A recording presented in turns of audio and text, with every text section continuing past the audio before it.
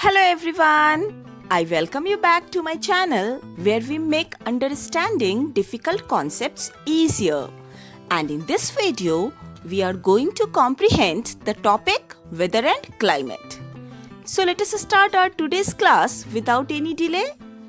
Most often, we hear people use the term climate as a synonym of weather.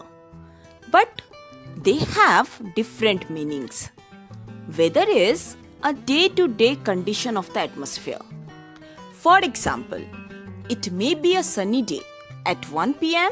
and can have rainfall in the evening at 7 p.m. Thus you can say, weather fluctuates very often. At different hours, you can experience different weather. Whereas, climate is defined as the average weather condition of a place for a longer period of time, that is more than 30 years, and it is always of a large area. For example, India. In India, we have a monsoon type of climate. Do you know why this name has been given to India's climate? It is because of the monsoon winds that blow in our country and bring most of the rainfall in which season? Monsoon season. By now, you must have understood that the weather can change in just a few hours, whereas climate takes hundreds or even thousands of years to change. Every day, we use a variety of terms such as hot, cold, sunny, cloudy, rainy, etc. to describe weather conditions. Actually, these terms explain the atmospheric conditions with respect to air temperature, air pressure, movement of air, that is wind, humidity, etc. These are the main elements of weather and climate. Let us know about each element in detail. The first one is temperature.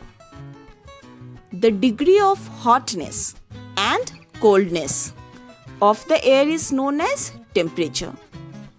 Here we will talk about the atmospheric temperature, which changes not only between day and night but also from season to season. For example, summers are hotter than winters. These differences in temperature exist because the amount of solar radiation received on the surface of the earth varies from place to place and from time to time. Now you can ask a question. Why the equal amount of sun's rays are not received all over the earth? Because our earth is not a flat body. It is almost spherical in shape, due to which the same amount of sun's rays are not received everywhere. It decreases as we move from equator towards the poles. As a result, the temperature also decreases from equator towards the poles. Hence, the polar regions have very low temperature, and this is the reason they are found covered with snow. I hope this is clear to you. The amount of sun's rays received on the earth during the day has been given a specific name. Any ideas? What do we call it? It is called insolation.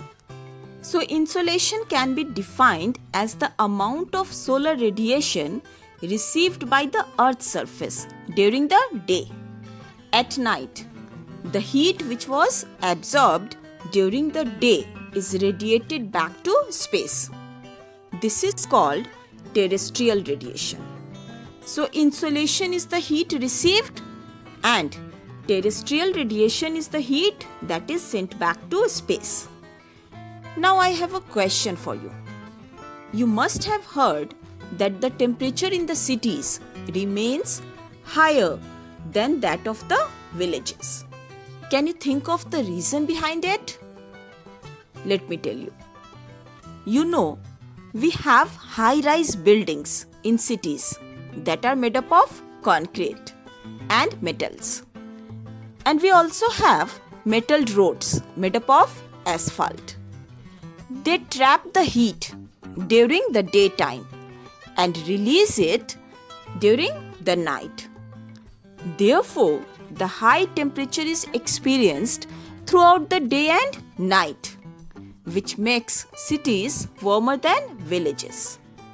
Hope you understood the reason why cities are warmer than villages. So children, let us end today's class here. In the next video, we will continue with air pressure. Do subscribe my channel and get notifications about upcoming videos. Thank you everyone.